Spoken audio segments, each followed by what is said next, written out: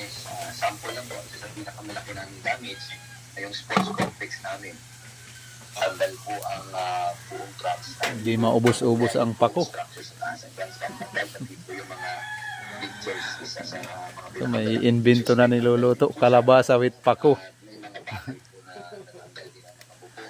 Panibagong menu.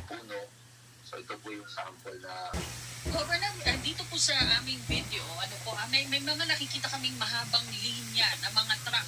Ito po ay I think dahil Pakbit. sinabot dyan sa inyo, ay mga hindi.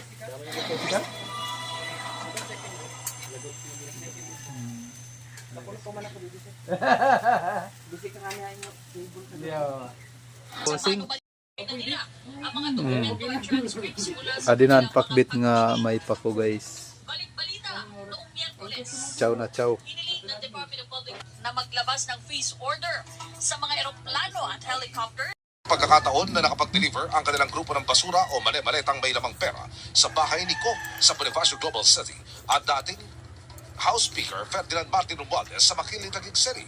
Bawat maleta ay naglalaman umano ng mahigit kumulang 48 million pesos, bagay na itinanggi naman ni Ko at Romualdez. Double B, Patlita, Sa mga at 50 yan milyones ang malalaking bote balita sa sa nakalipas na linggo. 100 milyon Kathy tira. Sagapri. Double B, Puta. Patlita. Oras alas 7:37 na po ng umaga.